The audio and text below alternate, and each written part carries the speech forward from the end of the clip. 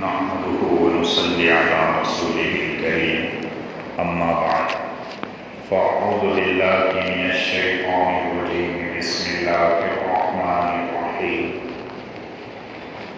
ولنبلونكم بشيء من الخوف والجوع ونقص من الأموال والأنفس والثمرات وبشر الصابرين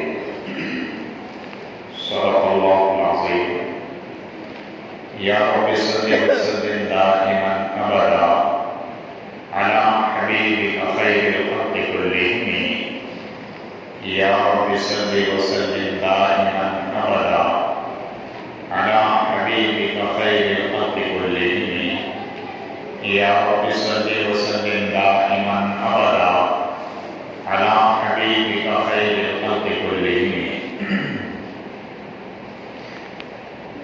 محترم و معزز بزرگوں دوستوں، پچھلے جمعہ میں جو بات ہمارے سامنے آئی تھی، پہلی بات تو یہ تھی کہ سب مسلمان ایمان والے ایک دوسرے کے بھائی ہے. پھر واقعات کی روشنی میں اور احادیث کی روشنی میں یہ بات بتائی گئی تھی کہ بھائیوں کا رشتہ، ایک مومن اور مسلمان کا رشتہ کیسے مضبوط ہوتا ہے، اور اس کی بنیاد اور پلیٹ فارم ذکر کیا گیا تھا کہ وہ ایمان اور اسلام ہی ہے. اسی کو لیتے ہوئے پھر حالات حاضرہ کے اعتبار سے فلسطین کا ذکر کیا گیا تھا، غزہ اسرائیل کے حالات کا مختصراً ذکر کرتے ہوئے یہ بات کہی گئی تھی اور دو ٹوک کہی گئی تھی، بلا ڈرے بلا خوف و خطر، کہ اسرائیلی مصنوعات کا بائیکاٹ کیا جائے، اسرائیلی پروڈکٹس کا بائیکاٹ کیا جائے. پچھلے جمعہ میں بھی کہی گئی تھی اور آج بھی یہ کہا جا رہا ہے کہ ہماری طاقت اور بساط میں جو چیز ہے، ہم جن چیزوں کے مکلف ہے اس کے اعتبار سے بائیکاٹ کرنا لازمی اور ضروری بنتا ہے. جیسے حضرت ابراہیم علیہ السلام کا اور چڑیا کا واقعہ ذکر کیا گیا. پیارے حبیب محمد رسول اللہ صلی اللہ علیہ وسلم کے ہجرت کا، کبوتری اور مکڑی کے جالے کا ذکر کیا گیا. یہ میرے اور آپ کے سمجھنے کے لیے اور ان باتوں کو عمل میں لانے کے لیے ضروری تھا. بہرحال جو حالات اور جو احوال چل رہے ہیں، یہ دنیا میں امتحان گاہ ہے، آزمائش گاہ ہے. یہاں پہ مصیبتیں اور حالات کا آنا یقینی ہے. عمومی مصیبت ہو یا خصوصی مصیبت ہو، ایک مومن اور ایک مسلمان اس سے خالی نہیں ہو سکتا. کیونکہ ایک روایت میں اللہ کے رسول صلی اللہ علیہ وسلم نے فرمایا کہ جب مومن کو پیدا کیا گیا تو اس کے بدن کے اندر 99 مصیبتوں کو اور ایک خوشی کو ڈال دیا گیا. مرنے سے پہلے پہلے یہ 99 مصیبتیں اس کو پہنچ کر رہے گی، اور اگر مان لو بچپن میں کوئی مصیبت نہیں آئی جوانی میں کوئی پریشانی نہیں آئی تو بڑھاپا یہ سارے مصیبتوں کا وہ بن جاتا ہے کہ سارے مصیبتیں ایک طرف اور یہ بڑھاپا ایک طرف. جیسے مثل مشہور ہے بڑھاپا مرض لا علاج ہے، دنیا میں اس کا کوئی علاج ہی نہیں ہے. تو بہرحال حدیث میں تو یہ بات ذکر کی گئی، اور آج کے خطبے میں جو آیت کریمہ پڑھی گئی اس میں بھی اللہ رب العزت نے آزمائش اور امتحان کی بات ذکر کی. وَلَنَبْلُوَنَّكُمْ بِشَيْءٍ مِّنَ الْخَوْفِ وَالْجُوعِ وَنَقْصٍ مِّنَ الْأَمْوَالِ وَالْأَنفُسِ وَالثَّمَرَاتِ. یہ اللہ خود فرما ہے کہ ہم ضرور بھی ضرور آزمائیں گے، ضرور بھی ضرور تمہارا امتحان لیں گے. اللہ نے بات ذکر کر دی، امتحان اور آزمائش کی بات ذکر کر دی، اور صرف اتنا کہہ کر خالی نہیں چھوڑ دیا کہ میں اور آپ ٹینشن میں رہے کہ کس چیز کا امتحان ہوگا، کس چیز کی آزمائش ہوگی. 10ویں کا ایگزام اگر دینا ہو، پہلی سے لے کے گریجویٹ کا ایگزام دینا ہو، اعلیٰ تعلیم کا ہائر ایجوکیشن کا ایگزام دینا ہو، تو مکمل تیاری کرنے کے باوجود پریشانی یہ ہوتی ہے کہ سوال کا علم نہیں ہوتا کہ کیا سوال آ سکتا ہے اور میں کیا جواب دوں. لیکن اللہ رب العزت کا رحم و کرم دیکھیے، میرے اور آپ کے اوپر اللہ کا لطف و کرم دیکھیے کہ دنیا کے اس ایگزام کا کوئسچن پیپر بھی لیک کر دیا ہے. وہ سوال کیا آئیں گے، کتنی چیزوں کی آزمائش ہوگی، کتنی چیزوں میں امتحان ہوگا. پرچہ اگر لیک ہو جائے، سوال کا علم ہو جائے تو آدمی مکمل تیاری کر لیتا ہے، آدھے سے زیادہ اس کا پرچہ حل ہو جاتا ہے، کہ اس کی ساری مشکلات آسان ہو جاتی ہیں.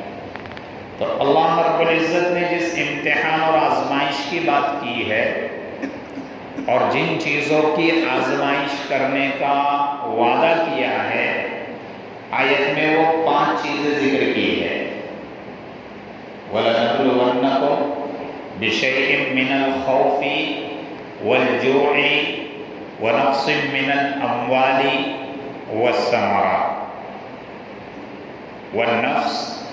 یہ 5 چیزیں کہ سب سے پہلا امتحان خوف کے ذریعے سے کیا جائے گا، دوسرا امتحان بھوک کے ذریعے سے کیا جائے گا، تیسرا امتحان مال کو کم کر کے کیا جائے گا، چوتھا امتحان جان کو لے کر جان کو کم کر کے کر دیا جائے گا، اور 5واں امتحان پھلوں میں، اناج اور غلوں میں کمی لا کر کیا جائے گا.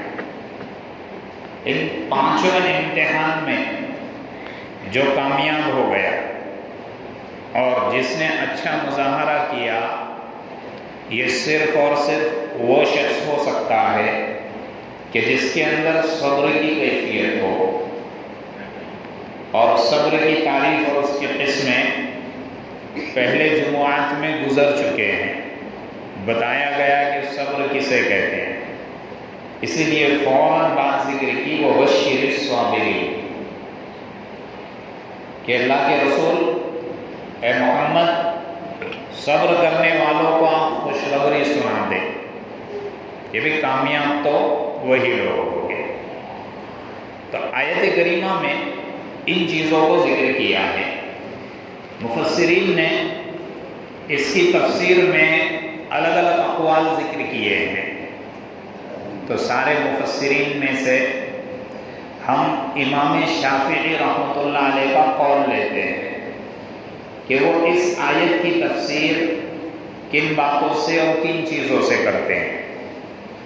امام شافعی رحمۃ اللہ علیہ خوف کی تفسیر اللہ کے ڈر اور خوف سے کرتے ہیں، قیامت کا خوف، آخرت کا خوف۔ والجوع اور بھوک کی تفسیر رمضان کے روزوں سے کرتے ہیں، کیونکہ رمضان میں بھی بھوکا رہا جاتا ہے۔ اور تیسری چیز مال میں کمی کی تفسیر، جیسے مال میں زکوٰۃ اور صدقات نکال کے مال کو کم کیا جاتا ہے بظاہر، اس میں مالداروں کا امتحان ہے، اس کو ایکسپلین کرتا ہوں آگے چل کے۔ اور والنفس، جان کی کمی کی تفسیر کرتے ہیں، لا علاج بیماریوں کو ڈال کر زندگیوں کو ختم کر دینا، موت کو طاری کر دینا۔ اور ثمرات کی تفسیر اولاد سے کرتے ہیں، یعنی کبھی خود انسان کو اٹھا لینا، اپنی طرف بلا لینا، اور کبھی اس کے چھوٹے چھوٹے بچوں کو اٹھا کر اپنی طرف لا لینا۔ یہ پانچوں تفسیر امام شافعی رحمۃ اللہ علیہ فرماتے ہیں۔ اب ہر ایک کو مختصر کر کے بیان کرتا ہوں۔ سب سے پہلی جو چیز ذکر کی وہ خوف ہے، اللہ کا ڈر، اللہ کا خوف، آخرت کا خوف، یعنی مجھے اور آپ کو اللہ کا کتنا ڈر ہے، کتنا خوف ہے، یہ میری اور آپ کی زندگی کی جو روٹین ہے اس میں سمجھ میں آ جائے گا۔ جتنا خوف ہوگا، جتنا ڈر ہوگا، اتنے میرے اور آپ کے اعمال اللہ کے حکموں کے مطابق ہوں گے، اللہ کے رسول صلی اللہ علیہ وسلم کے طریقے کے مطابق ہوں گے۔ یہ تھرمامیٹر سمجھ لو، ہر کوئی اپنی زندگی کو پرکھ سکتا ہے، جانچ سکتا ہے کہ خوف کا تعلق اور اللہ سے ڈر کا تعلق میرا اور آپ کا کتنا ہے۔ صحابہ رضی اللہ عنہم کا خوف خدا اور خشیت اتنی زیادہ تھی اور اتنی تھی کہ قیامت تک یا اس سے پہلے بھی تاریخ میں ایسے خوف اور خشیت کی مثالیں نہیں مل سکتی۔ حضرت ابو بکر صدیق رضی اللہ تعالیٰ عنہ امیر المؤمنین ہیں، خلفائے راشدین میں سے پہلے اسلامی خلیفہ ہیں۔ باوجود یہ کہ امت میں انبیاء کے بعد سب سے افضل انسان، باوجود یہ کہ دنیا کے اندر انہیں جنت کی بشارت مل گئی، لیکن پھر بھی اللہ کا خوف اور آخرت کا خوف اتنا تھا کہ وہ ڈرتے تھے کہ کل قیامت کے دن کیا ہوگا، اللہ کے سامنے جانا ہے، اللہ کے سامنے حساب کتاب دینا ہے۔ راستے میں اگر کوئی جانور مل جاتا تو اس سے بات چیت کرنے لگ جاتے، کہتے کہ تو کتنا اچھا ہے، کل قیامت کے دن تجھ سے کوئی حساب کتاب نہیں ہوگا، مجھ سے تو حساب کتاب ہوگا، کاش کہ میں تیرے جیسا جانور رہتا، مر کر میں بھی مٹی ہو جاتا۔ کبھی درخت کے پاس سے گزر ہوتا تو درخت سے کہہ دیتے کہ تو کتنا اچھا ہے، کاش ابو بکر بھی درخت ہوتا، کل قیامت کے دن اس سے کوئی پوچھ تاچھ نہیں ہوتی۔ یہ صحابہ کا حال تھا۔ تعلق مال خلق کے تعلق سے، جو اس سے پہلے جمعہ میں بیان آ چکا ہے کہ صحابہ کا ایک دوسرے سے تعلق کیا تھا، اس میں ایک واقعہ حضرت ابو بکر صدیق رضی اللہ تعالیٰ عنہ کا ذکر کیا گیا تھا کہ ربیعہ ابن کعب اسلمی رضی اللہ تعالیٰ عنہ کے ساتھ زمین کو لے کر ان کے درمیان ہلکی سی کشمکش ہو گئی تھی۔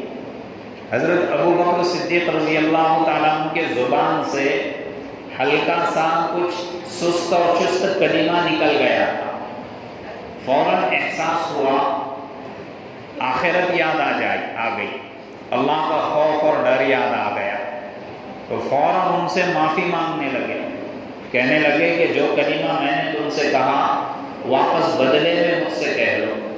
انہوں نے کہنے سے انکار کر دیا، تو اللہ کے رسول کی خدمت میں آئے، اللہ کے رسول صلی اللہ علیہ وسلم کی بارگاہ میں آئے، سامنے رکھا، جدھر ادھر مسئلہ ہو گیا۔ بتانے کا مطلب یہ ہے کہ صحابہ کے اندر آخرت کا خوف، اللہ کے سامنے کھڑے ہونے کا خوف، اللہ کے سامنے حساب و کتاب پیش کرنے کا خوف کتنا زیادہ تھا۔ حضرت عمر فاروق رضی اللہ تعالیٰ عنہ نماز پڑھایا کرتے تھے، قرآن کی تلاوت بآواز بلند بھی کیا کرتے تھے۔ ایک مرتبہ سورہ زاریات پڑھ رہے ہیں، اس میں ایک آیت کریمہ آئی، ان عذاب ربک لواقع، کہ بے شک تیرے رب کا عذاب ضرور بھی ضرور آ کر رہے گا، ضرور بھی ضرور آ کر رہے گا۔ بس دہشت میں آ گئے، خوف میں آ گئے کہ اللہ کا عذاب آئے گا، اتنا روئے کہ بے ہوش ہو گئے، اتنا روئے کہ بے ہوش ہو گئے۔ یہ صحابہ رضی اللہ عنہم تھے، اللہ کے خوف سے، اللہ کے سامنے کھڑے ہونے سے، حساب و کتاب دینے سے اتنا ڈرا کرتے تھے۔ آخری زمانے میں جب زخمی ہوئے، ایک نے ان کو خنجر مارا، تو آخر میں جب بستر مرگ پہ تھے تو آنکھوں سے آنسو نکل رہے تھے۔ حضرت ابن عباس رضی اللہ تعالیٰ عنہ یا عبداللہ ابن عباس یا حضرت عباس رضی اللہ تعالیٰ عنہ، دونوں میں سے کسی نے کہا کہ عمر فاروق، آپ کا اور اللہ کے رسول کا تعلق بڑا پیارا تھا، اس کے بعد آپ اس دنیا سے پردہ فرما گئے، پھر آپ کے دوست ابو بکر سے آپ کا تعلق بڑا نرالا اور انوکھا تھا، یعنی کوئی چکمک نہیں تھی، کوئی دشمنی نہیں تھی۔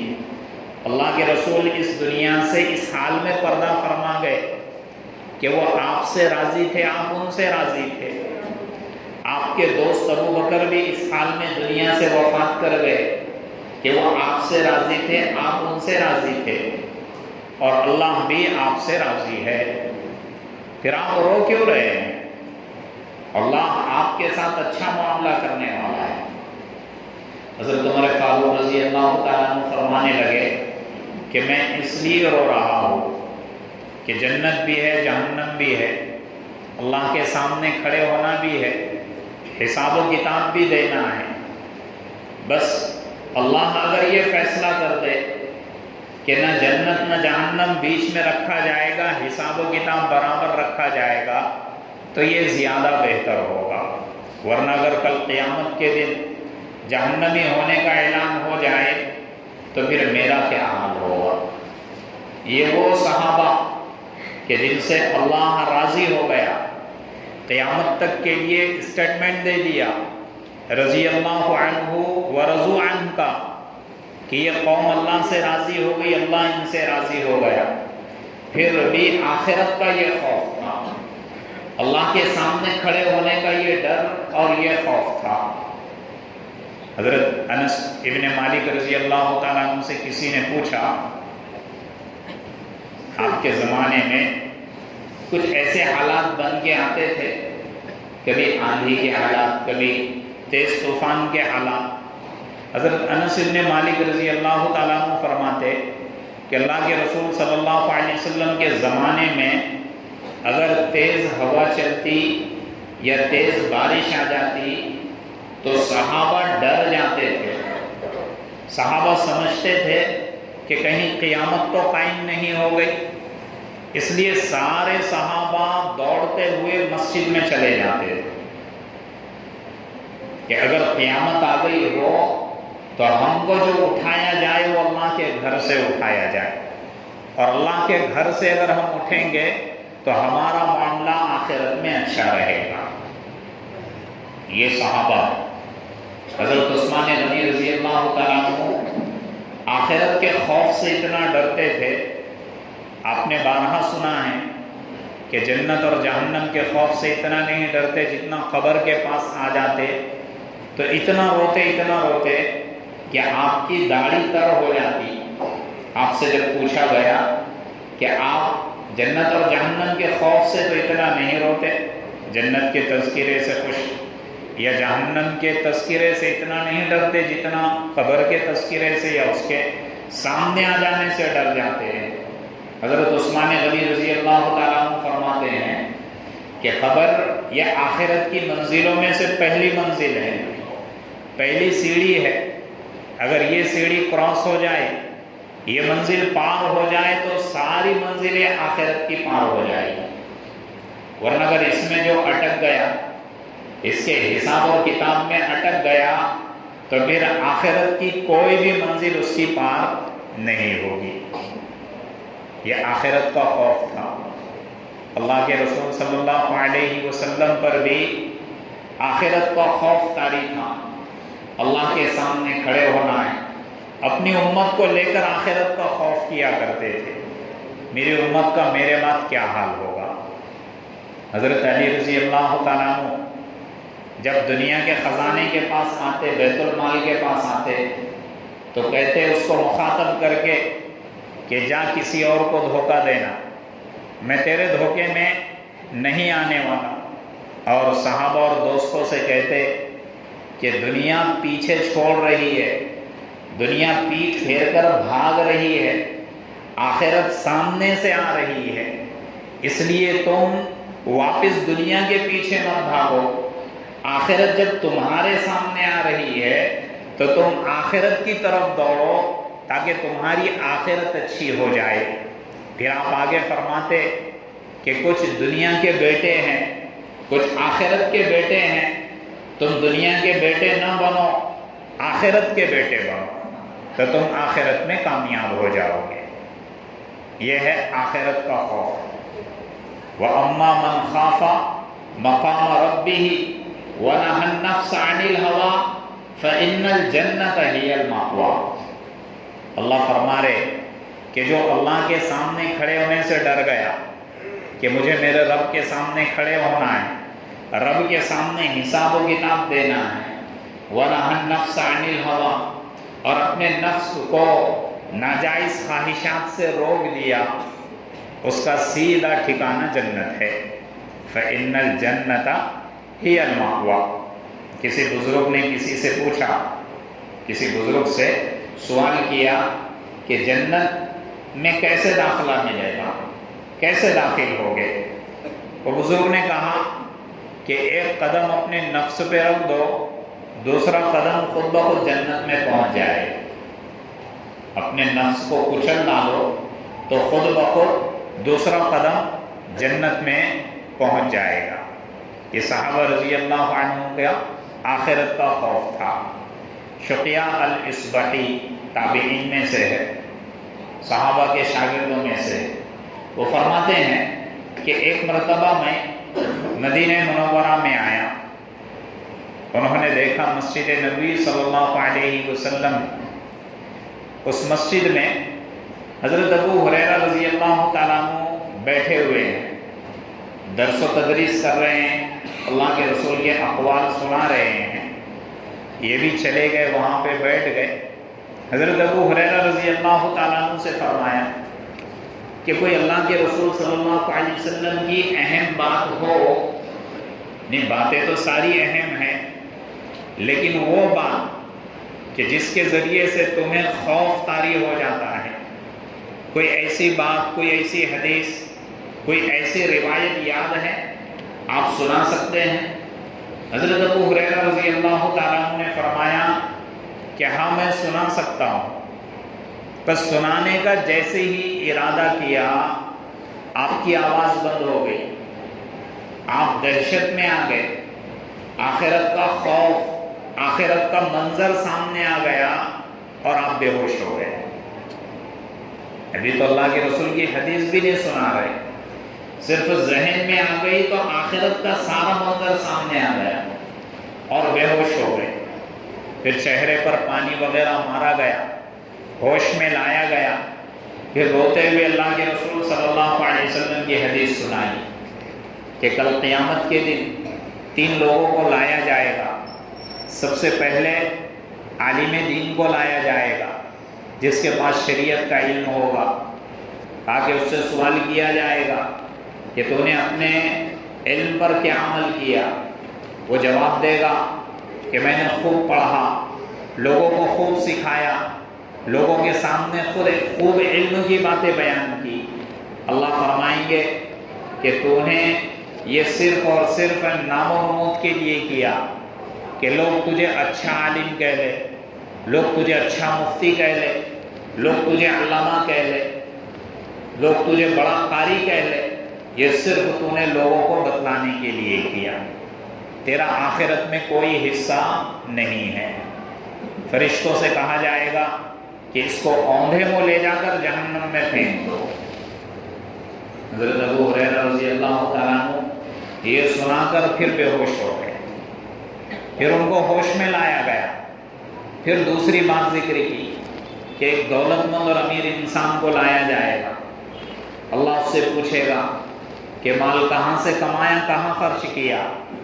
وہ کہے گا کہ میں نے یہاں سے اتنا اتنا مال کمایا، میں نے اتنی زکاتیں نکالی، میں نے اتنے صدقات دیے، میں نے اتنا صلہ رحمی کی۔ اللہ فرمائیں گے کہ یہ صرف اور صرف تو نے اپنے مفاد اور مطلب کے لیے کیا کہ لوگ تجھے سخی کہے، لوگ تجھے بڑا آدمی، بڑا انسان کہے۔ آج آخرت میں تیرا کوئی حصہ نہیں ہے۔ فرشتوں سے کہا جائے گا کہ اس کو اوندھے منہ لے جا کر جہنم میں پھینک دو۔ پھر حضرت ابو ہریرہ رضی اللہ تعالیٰ عنہ نے تیسرے شخص کی بات ذکر کی کہ مجاہد کو لایا جائے گا جس نے اللہ کے راستے میں جہاد کیا ہو۔ کہا کہ تو نے کیا کیا؟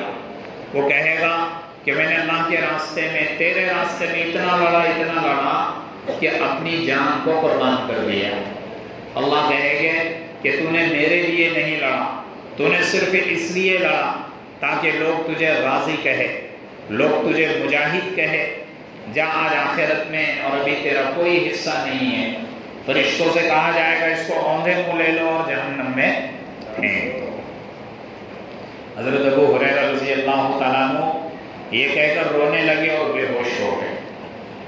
یہ آخرت کا خوف، یہ صحابہ آخرت کے بارے میں اتنے متفکر تھے اور اتنے پابند تھے۔ ایک صحابی قرآن کی تلاوت کر رہے ہیں مسجد نبی صلی اللہ علیہ وسلم میں، فَإِذَا انشَقَّتِ السَّمَاءُ فَكَانَتْ وَرْدَةً كَالدِّهَانِ۔ جب اس آیت پر پہنچے اس میں اللہ نے قیامت کی منظر کشی کی ہے کہ کیا حال ہوگا اس وقت جب آسمان اور زمینیں پوری کائنات پھٹ جائے گی۔ صحابی رونے لگے کہ کل قیامت کے دن اللہ اپنے سامنے کھڑے کرے گا تو میں کیا جواب دوں۔ اللہ کے رسول صلی اللہ علیہ وسلم کا وہاں سے گزر ہوا تو اللہ کے رسول صلی اللہ علیہ وسلم نے فرمایا کہ اے شخص، تیرے رونے نے فرشتوں کو رلا دیا۔ یہ آخرت کا خوف تھا، یہ اللہ کا خوف، اللہ کا ڈر، یہ صحابہ میں اتنا زیادہ تھا۔ 2 صحابی سگے بھائی، وراثت کو لے کر کچھ گڑبڑ ہو گئی۔ وہ کہنے لگا کہ یہ مجھے دیا گیا، دوسرا بھائی کہنے لگا کہ مجھے دیا گیا۔ وراثت کے جھگڑے بڑے خطرناک ہوتے ہیں، بھائی بھائی کا دشمن بن جاتا ہے، جانی دشمن بن جاتے ہیں۔ دیکھو آخرت کا خوف، جس کے اندر آخرت کا خوف ہوگا پھر وہ اپنے حق کے لیے نہیں لڑے گا، وہ اپنا حق اللہ کے حوالے کرے گا اور اللہ سے مانگے گا۔ دونوں صحابی اللہ کے رسول صلی اللہ علیہ وسلم کے پاس پہنچے۔ ایک کہنے لگا کہ وراثت میں یہ میرا حق ہے، دوسرے صحابی کہنے لگے میرا حق ہے۔ اللہ کے رسول صلی اللہ علیہ وسلم نے فیصلہ سنانے سے پہلے صرف ایک بات کہی۔ اللہ کے رسول صلی اللہ علیہ وسلم نے فرمایا کہ دیکھو تم دونوں میرے پاس حقوق کو لے کر آئے، میں ایک انسان ہوں، میں فیصلہ دلائل کی بنیاد پہ کروں گا۔ ممکن ہو تم دونوں میں کوئی ایک چرب لسان ہو، باتوں کو بنا کر پیش کرنے والا ہو، اپنے باتوں کے ذریعے سے اپنا لوہا منوانے والا ہو، اور ممکن ہو دلائل کی بنیاد پہ میں فیصلہ اس کے حق میں کر دوں گا۔ ابھی فیصلہ نہیں دیا اللہ کے رسول نے، ابھی کوئی چیز نہیں کہہ رہے، اللہ کے رسول پہلے یہ کہہ رہے، دونوں کی باتوں کو بھی نہیں سنا۔ بھی دونوں میں سے کوئی ایک چرب لسان ہو سکتا ہے، باتوں کو بنا کر گھما کر پیش کر سکتا ہے۔ اللہ کے رسول کہہ رہے کہ اس کی وجہ سے اگر میں اس شخص کے حق میں فیصلہ سنا دوں ظاہری اعتبار سے کہ جس کا حق نہیں ہے، جس کا حق نہیں ہے، تو یقین کر لے وہ اس بات پر کہ میں نے جیتے جی اس کے گلے میں جہنم کے توق کو ڈال دیا ہے، جیتے جی جہنم کے توق کو ڈال دیا ہے۔ میں اور آپ اگر رہے ہوتے تو دلائل پہ دلائل دیے ہوتے، نہیں میں 100% اس پہ حق پہ ہوں، 100% میں اس پہ یقین پہ ہوں۔ وہ دونوں صحابی رونے لگے، اتنا روئے کہ ہچکیاں بند گئی۔ اب وہ وراثت کا مال جو لینے کے لیے لڑائی چل رہی تھی اب دینے کے لیے لڑائی چل رہی۔ یہ بھائی بول رہا ہے بھائی تو رکھ لے، وہ کہہ رہا ہے نہیں بھائی مجھے نہیں چاہیے تو رکھ لے، وہ کہہ رہا ہے یہ تیرا حق ہے، وہ کہہ رہا ہے نہیں یہ تیرا حق ہے۔ یہ آخرت کا خوف، تو اللہ کی آزمائش خوف کے ذریعے سے ہوگی۔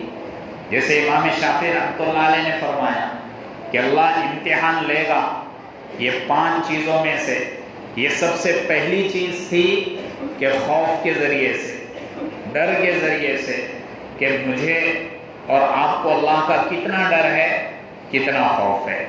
اس کے بعد 4 چیزیں ہیں، انشاءاللہ وہ آئندہ جمعہ میں ذکر کیا جائے گا کہ اللہ رب العزت ان 4 چیزوں سے کیسے امتحان لیں گے اور کب کب امتحان لیا جاتا ہے۔ اللہ رب العزت مجھے اور آپ کو اپنا خوف اور خشیت عطا فرمائے۔